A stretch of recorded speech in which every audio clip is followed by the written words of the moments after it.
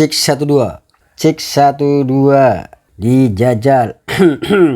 Assalamualaikum warahmatullahi wabarakatuh. Halo para pemirsa, gimana kabarnya? Udah pada mandi belum? Kalau belum, yuk kita pada mandi bareng aja mas bro. Kali ini Mimin Sukimin akan membawakan alur cerita sebuah film bertema perjuangan yang dirilis tahun 1982 dengan judul Pasukan Berani Mati. Sebuah film berlatar tahun 1949 setelah masa kemerdekaan bangsa Indonesia. Dalam agresi militernya yang kedua pada tahun 1948 sampai dengan 1949, tujuan Belanda ingin melumpuhkan pusat pemerintahan Indonesia yang saat itu berada di kota Yogyakarta. Dengan begitu mereka bisa kembali menguasai Indonesia. Tapi mereka mendapat perlawanan sengit dari para pejuang, baik dari unsur masyarakat, santri, polisi, dan juga tentara Republik. Ya udahlah mas bro, langsung aja kita jelajahin filmnya.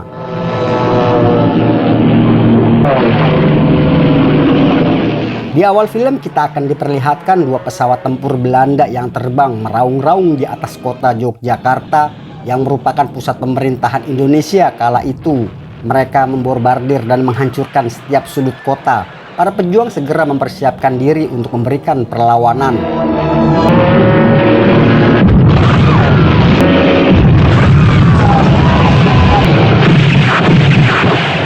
Penduduk bersama para santri yang hanya bersenjata bambu runcing juga tak mau ketinggalan.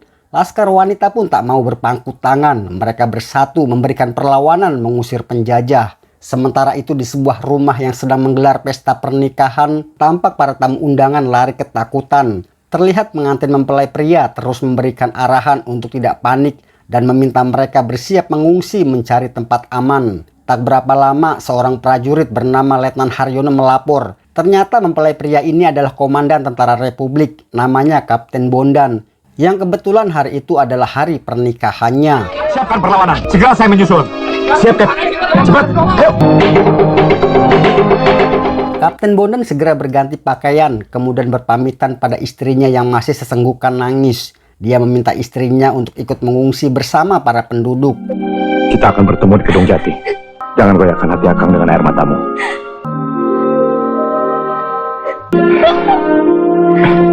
Di pusat kota terlihat tentara Republik sudah bersiap menghadang tentara Belanda. Tak berapa lama Kapten Bondan muncul dan langsung bergabung dengan pasukannya. Merdeka, Merdeka. Bagaimana? Semua sudah siap? Tinggal tunggu perintah. Beberapa saat kemudian iring-iringan tentara Belanda muncul. Mereka berhenti karena jalanan sudah diblokade.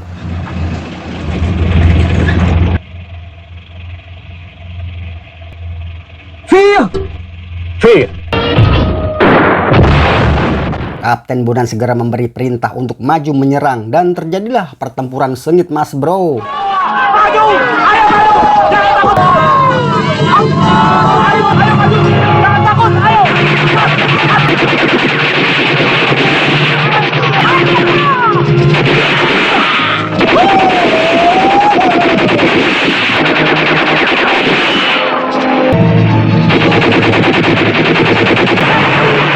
Merdeka!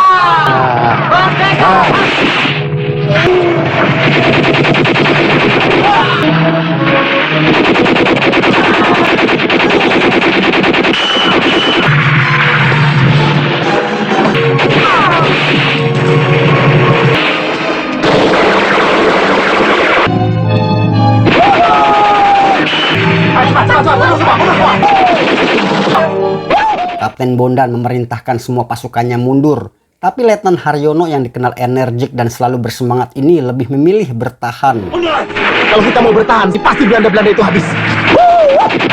Berapa lagi tentara bantuan mereka akan muncul, lengkap dengan pesawat bombernya. Ayo mundur cepat! Akhirnya bersama penduduk, semua tentara Republik pergi mengungsi mencari tempat yang aman dari serangan tentara Belanda. Tiba-tiba saja mereka dikejutkan oleh suara pesawat tempur milik Belanda yang langsung menghujani dengan rentetan tembakan.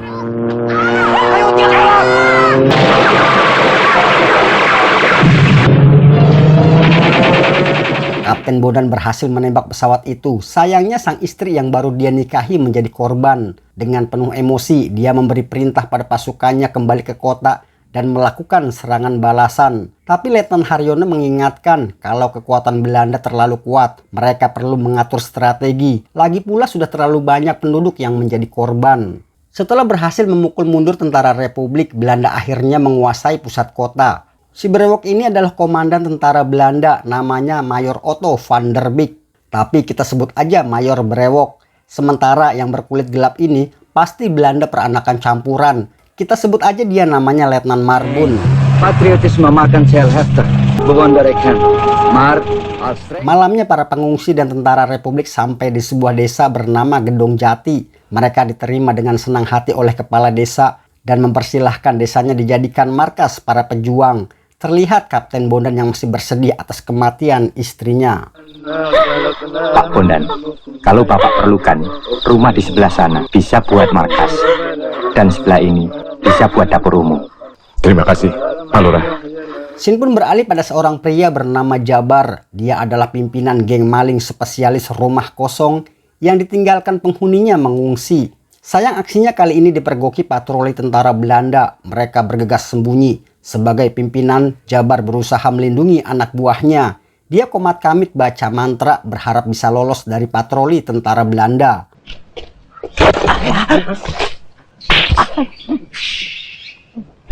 Keluar semua, kalau tidak saya tembak.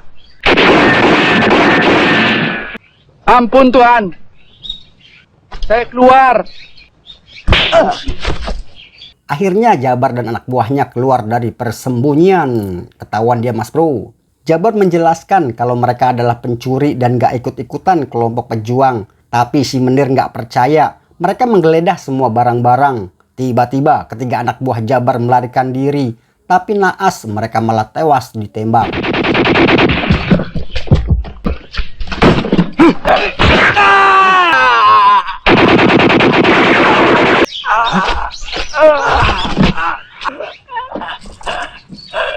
Mungkin Jabar sadar dia meninggalkan semua hasil curiannya, kemudian mengambil semua senjata milik tentara Belanda dan pergi meninggalkan tempat itu. Kang Jabar, aja tinggal. Tolong Kang. Brek, Melihat teman sekampungnya yang bernama Jabrik masih hidup, Jabar kemudian membawanya pergi. Sementara itu di markas tentara Republik, Kapten Bondan menerima pesan dari Jenderal Sudirman untuk melakukan perang gerilya dan melumpuhkan kekuatan Belanda yang telah menguasai pusat kota. Batalion Bapak diharapkan bisa menghancurkan sektor utara, terutama jembatan penghubung dan gudang mesiu musuh yang diduga akan dikonsentrasikan di kota. Di luar markas, pasukan yang sedang berjaga dikejutkan dengan kedatangan si Jabar yang datang sambil menggendong si Jabrik. Mereka mengepung dan meminta Jabar untuk angkat tangan. Jabar menjelaskan kalau kedatangannya ingin bergabung dengan pasukan Republik. Dia sengaja membawakan senjata milik tentara Belanda hasil rampasannya untuk digunakan para pejuang. Tolong Pak, susah ngambilnya bedil. Bantu dia.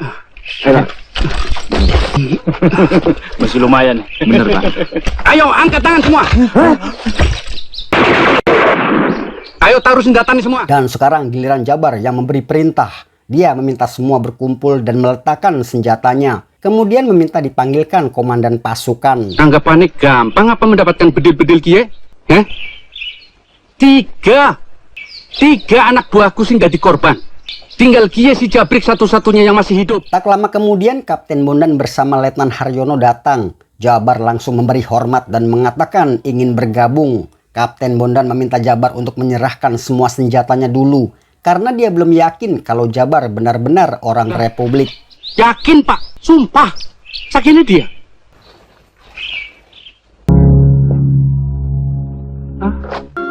Jabrik.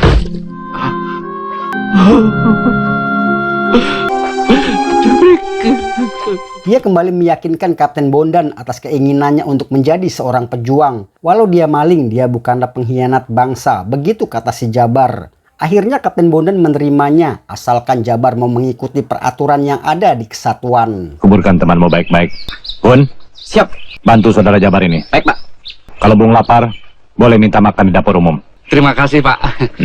Terima kasih banyak-banyak, Pak. Selesai mengurus jenazah temannya, Jabar pergi ke dapur umum untuk minta jatah makan. Tapi oleh wanita yang bernama Latifah ini, Jabar disuruh menunggu sebentar karena makanan belum siap. Tapi Jabar terus memaksa karena dia merasa sudah mendapat izin dari Kapten Bondan. Kie perawan jadi kurang ngajar. Mau tahu siapa saya? Jabar Kie jagoan pasar sore. Siapa wani nantang kemauannya? Ayo, talah Deni. Kebetulan tantangan itu diterima oleh Letnan Haryono. Tentu saja perkelahian mereka menjadi tontonan menarik bagi para pengungsi yang udah lama nggak ngeliat hiburan.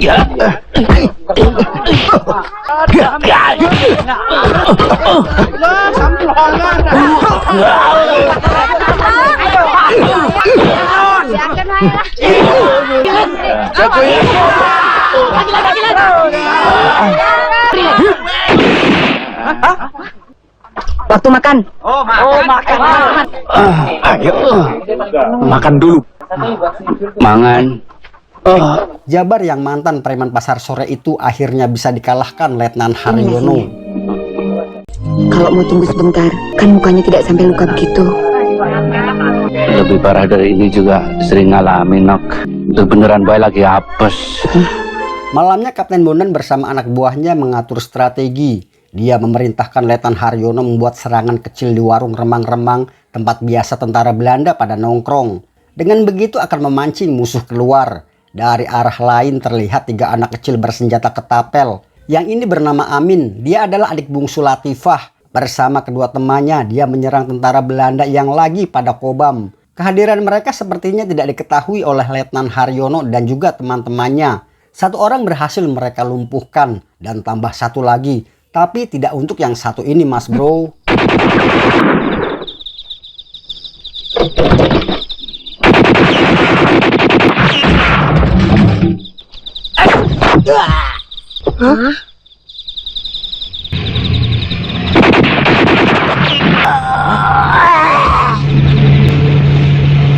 Berhenti atau mati.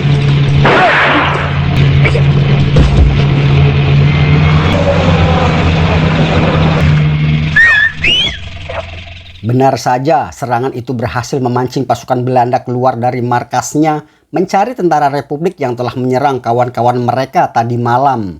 Mereka tidak mengetahui kalau Kapten Bondan bersama pasukannya sudah siap melakukan penyerangan.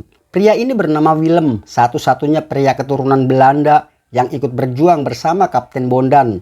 Terlihat dia sedang memasang bom di bawah jembatan yang akan dilewati pasukan Belanda. Saat pasukan Belanda sudah mulai mendekati jembatan, salah seorang anak buah Kapten Bondan kemudian memberi tanda.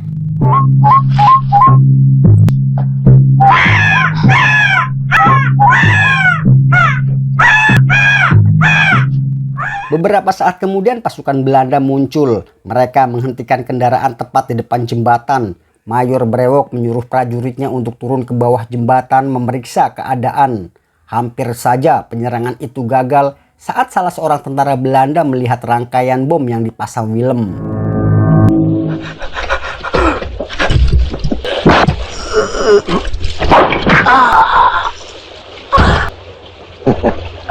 Karena anak buahnya kelamaan, Letnan Marbun mendekati sisi jembatan untuk memastikan semua baik-baik saja. Who is it, Bob? Okay? Letnan Marbun kemudian memberi aba-aba untuk melanjutkan perjalanan. Hampir saja rencana mereka berjalan mulus, tapi dikata apa mau, inilah yang terjadi selanjutnya, Mas Bro.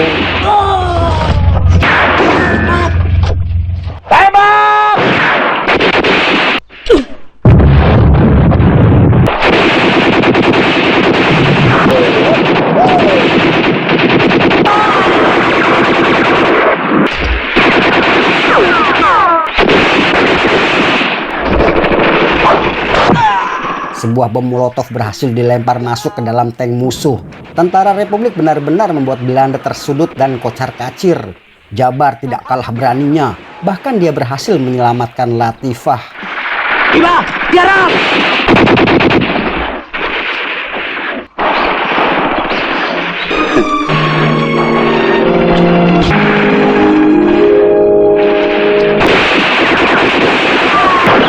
Pak Ginting. Tolong sampaikan ini pada keluarga saya. Tiba-tiba saja Letnan Marbun menyerang dengan senjata mesin yang pelurunya segede pisang kepok. Dia berhasil comeback memukul mundur tentara Republik. Baik, kita mundur, Cap. Suruh mereka semuanya mundur. Mundur. Mundur. Tolong. Latifah yang bermaksud menolong seorang kawannya yang tertinggal akhirnya tertangkap. Si Mayor Brewok memerintahkan pasukannya mengejar para pejuang yang melarikan diri. Mereka mengancam seorang petugas kereta gantung untuk memutar balik kereta yang sedang membawa penduduk. Akhirnya mereka berhasil menemukan para pejuang dan langsung menyerang dengan rentetan tembakan. Lihat, itu Republik.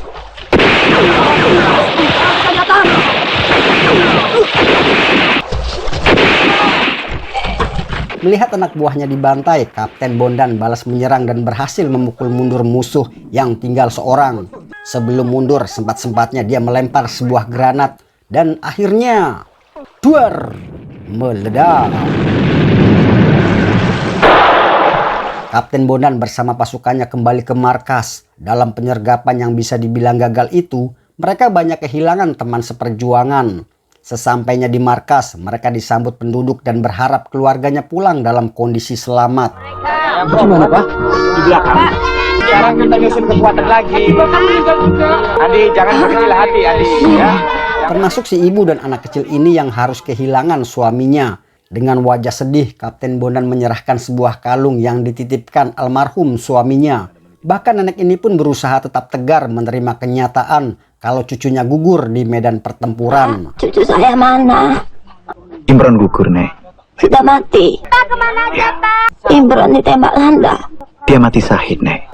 Membela negaranya. Nenek tidak usah sedih karena dia sudah jadi pahlawan. Iya. Sementara itu di markas Belanda, mereka sedang menyiksa salah seorang anak buah Kapten Bondan yang tertangkap bersama Latifah. Mereka menyiksanya karena dia tidak mau memberitahu di mana markas pasukan Republik. Mayor Brewok ini kemudian menyuruh anak buahnya membawa Latifah masuk. Menir yang brewoknya mirip akar pohon kelapa ini meminta Latifah memberitahu di mana markas pasukan Republik, tapi dia menolak. Bagi dia lebih baik mati daripada harus menjadi pengkhianat. Alhasil dia menyuruh Letnan Marbun menyiksanya. Mereka mengikat Latifah di sebuah kursi dan menyalakan alat strum jadul yang nyalainnya aja kudu diengkol dulu, Mas Bro. Sebelum terlambat, mulut ini masih bisa menyelamatkan.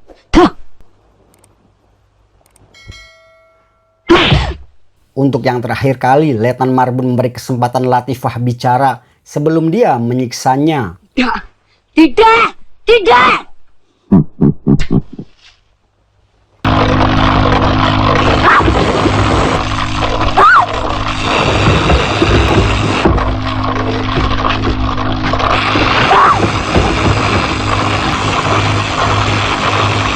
Mungkin karena nggak tegaan, si Mayor Brewok ini menyuruh Letnan Marbun berhenti dan membawa Latifah masuk ke dalam selnya lagi. Keesokan harinya di pengungsian, terlihat seorang pedagang bernama Pak Jupri yang ingin pergi meninggalkan tempat itu.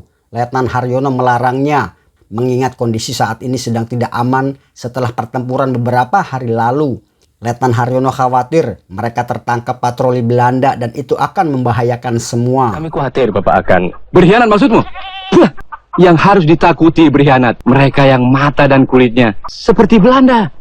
Rupanya ucapan Pak Jupri membuat Willem naik pitam. Hampir saja dia menghajar pria tua itu. Tapi keburu dicegah oleh seorang anggota laskar wanita. Namanya Suci. Dia adalah anak perempuan Pak Jupri yang ikut berjuang dan juga merupakan pacarnya si Willem. Aku memang berdarah Belanda, tapi jiwaku lebih Republik daripada kamu. Awas, sekali lagi kau bicara begitu, mulutmu akan kurobek. Kita kembali pada Latifah. Terlihat dia sedang dijenguk oleh seorang pria bernama Bandi. Di mana Bandi ini adalah teman Latifah. Tapi beda prinsip, Mas Bro. Bandi lebih memilih bersekutu dengan Belanda. karena dia yakin tanpa berjuang pun suatu saat nanti Belanda pasti memberikan kemerdekaan itu. Tapi tidak dengan Latifah. Bagi dia lebih baik mati daripada menyerah, apalagi menjadi pengkhianat bangsa. Bandi meminta Latifah untuk mau bekerja sama dengan Belanda, sehingga hukumannya bisa dikurangi atau bahkan bisa dibebaskan. Asalkan Latifah memberitahu di mana markas tentara Republik. Barangkali abahmu akan punya pikiran lain yang lebih sehat dalam hal itu.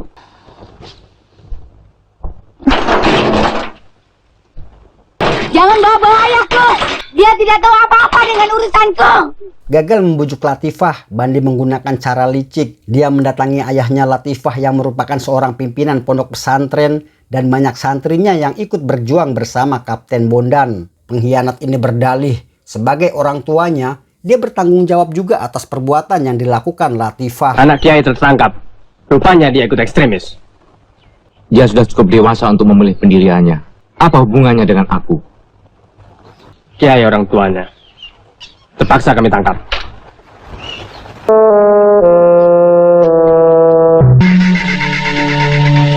Pria kurus tinggi ini bernama Marsa. Dia bekerja sebagai pelayan di markas Belanda. Pak Marsa coba menenangkan si Amin, kemudian menyuruh anak itu mengantarkan surat untuk Kapten Bondan. Film pun beralih ke markas Belanda lagi. Nampak si Letnan Marbun sedang menginterogasi Pak Kiai.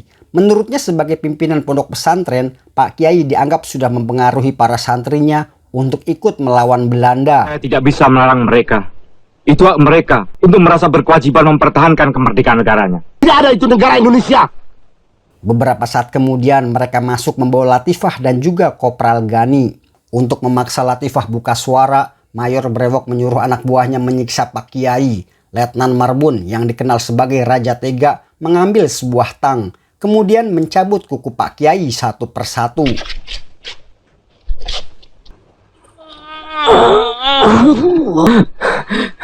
Iblis, hentikan! Tolong, jangan lakukan! Tolong, cukup, aku mau bilang. Karena tidak tega melihat ayahnya disiksa, Latifah akhirnya mau memberitahu di mana markas tentara Republik. Tapi baru aja dia mau nyelangap, Pak Kiai sudah melarangnya. Bagi dia, nyawanya tidak ada apa-apanya dibanding sebuah kemerdekaan yang sedang diperjuangkan oleh bangsanya. Nyawaku bukan apa-apa dalam perjuangan ini. Latifah, satu yang paling dibenci Tuhan dan manusia adalah pengkhianat. Abah.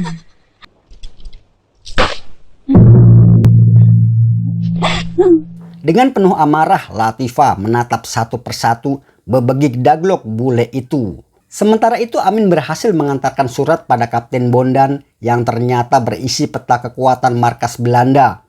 Kapten Bondan berjanji dia dan pasukannya akan menyelamatkan ayah dan juga kakak perempuannya. Tiba-tiba Pak Bondan dikejutkan suara gaduh di luar. Terlihat anak buahnya membawa jasad Pak Jupri. Pembunuh, kejam. Kenapa? Ada Pak Willem? Dia bunuh ayahku. Willem menceritakan kalau Pak Jupri ngotot pergi meninggalkan pengungsian. Padahal Letnan Haryono sudah melarang. Karena khawatir Willem dan Letnan Haryono mengikutinya. Ternyata apa yang dikhawatirkan mereka terjadi. Pak Jupri dihadang oleh tentara Belanda. Menir Belanda itu mendesak Pak Jupri untuk memberitahu di mana desa tempat mereka mengungsi. Tapi Pak Jupri berdalih kalau dia tidak tahu. Setelah diancam akan ditangkap dan dihukum tembak, akhirnya Pak Jupri mau bicara. Begitu lebih selamat orang tua. Berapa kekuatan mereka? Lebih 100 orang. Di desa mana kamu mengungsi? Di desa.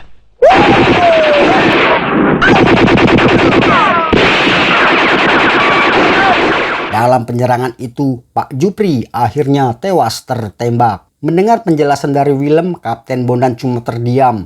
Permintaan maaf Willem sepertinya tidak ditanggapi oleh gadis cantik itu. Sini. Serahkan. Malam harinya Suci mendatangi markas Belanda. Terlihat Bandi ikut menemaninya.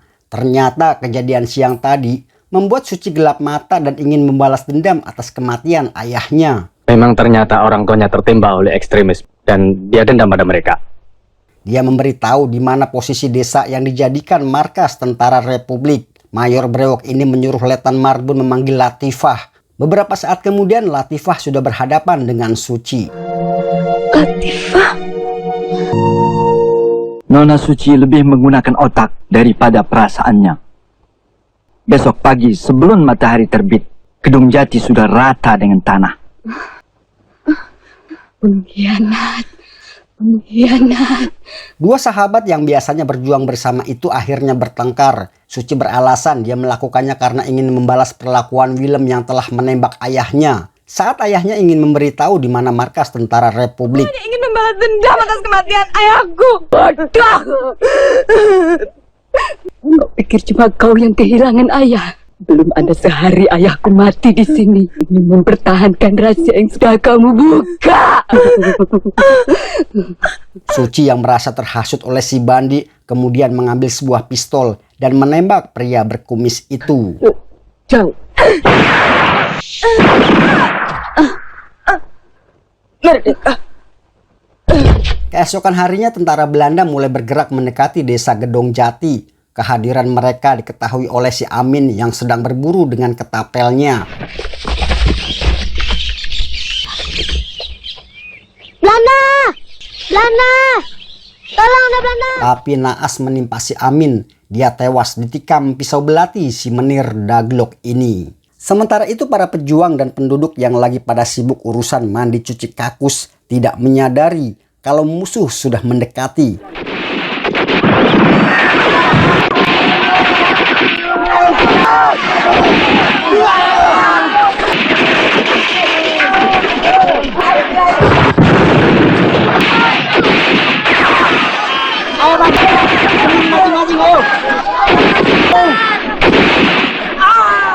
Mereka benar-benar menjadi sasaran empuk Mas Bro tanpa sempat menghindar apalagi melawan. Setelah berhasil membantai habis, Mayor Brewok memerintahkan pasukannya untuk segera beralih menuju desa. Mereka benar-benar membumi hanguskan desa itu tanpa peduli di sana ada orang tua, wanita dan juga anak-anak yang tak berdosa.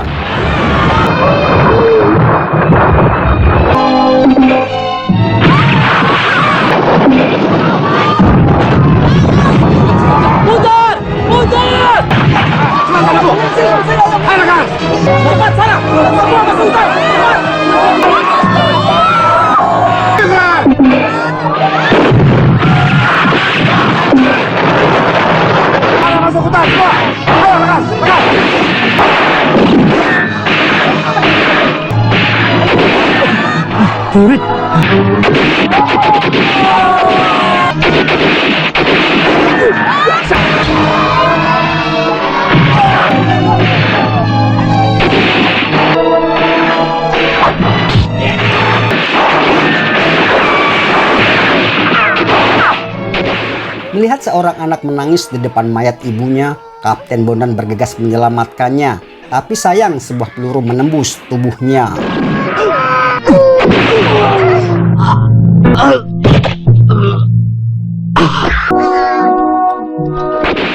Akhirnya Belanda benar-benar menghancurkan pertahanan tentara Republik. Banyak mayat tidak berdosa yang menjadi korban penyerangan itu.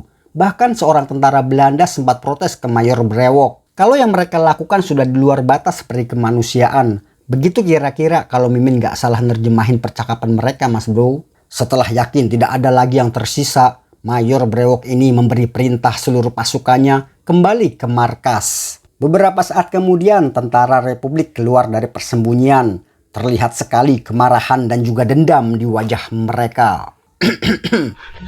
Aku harus balas.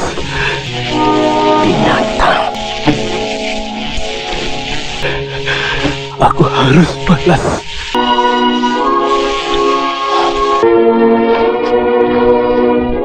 Ya Tuhan, Kapten Bondan.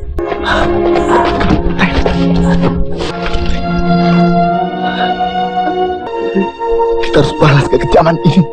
Kita harus hancurkan Belanda-Belanda itu.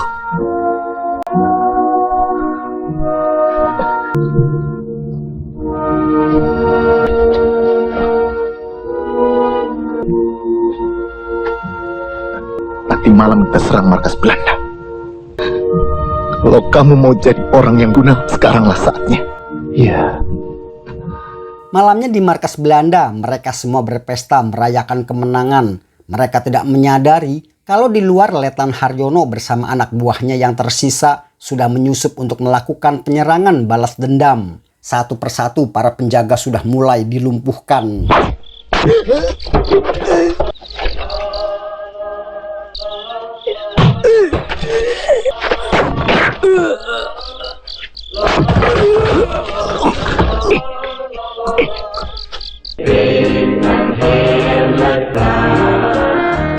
Letnan Haryono memberi perintah pada Willem bersama Jabar untuk mencari dan membebaskan kawan-kawannya yang ditahan. Sementara Pak Bejo dan Kopral Hasan memberikan sedikit kejutan untuk tentara Belanda yang masih asik berpesta.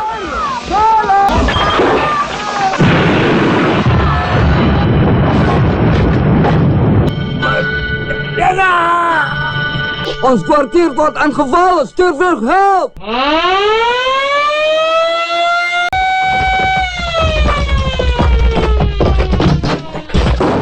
Di sisi lain terlihat Willem dan Jabar sudah berhasil membebaskan Latifah dan juga Kopral Gani. Akhirnya pertempuran 9 pasukan Republik melawan tentara Belanda yang jumlahnya segambreng pun dimulai, Mas Bro.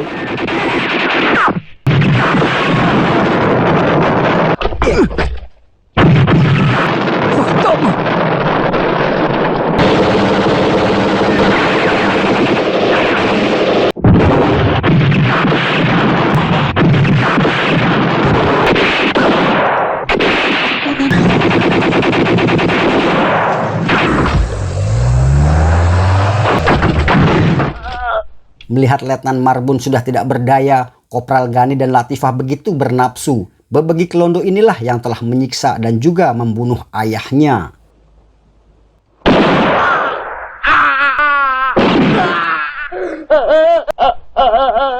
Sementara itu di tempat terpisah terlihat Kopral Hasan yang pada akhirnya dia tertembak. Dia meminta Pak Bejo untuk melanjutkan misinya menghancurkan gudang mesiu.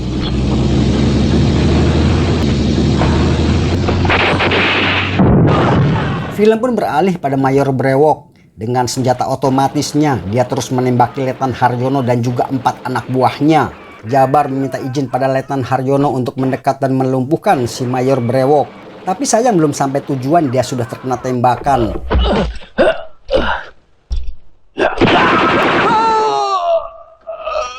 Akhirnya Jabar berhasil membunuh si Mayor Brewok. Jabar si mantan Malik itu pun gugur dengan berani. Pak, apa saya sudah cukup berguna? Iya. Di tempat terpisah terlihat Willem yang belum juga menemukan gudang mesiu. Tiba-tiba saja sudah muncul pasukan tentara Belanda. Dengan mengendarai sebuah jeep, Willem menerobos pos penjagaan.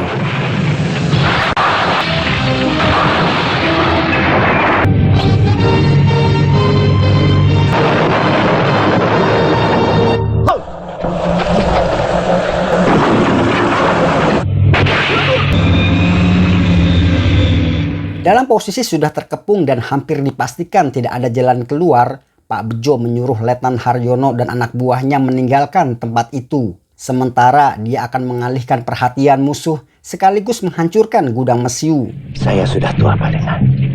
Saya ingin sisa hidup saya untuk negara. Di mana letak gudang mesiu? Sebelah kiri bangunan itu.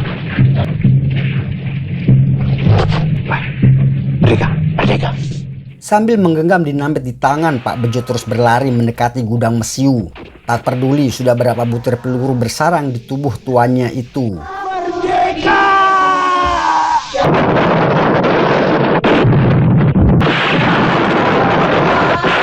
Dan film pun selesai. Tamat. Demikianlah salah satu film perjuangan favorit Mimin. Semoga menghibur teman-teman semua dan semakin menambah kecintaan kita pada negeri bernama Indonesia. Walaupun pejabatnya sekarang kadang lebih suka maaf disensor Mas Bro, soalnya di depan udah ada tukang bakso pakai HT. Sekian dari Mimin Sukimin, terima kasih sudah menonton.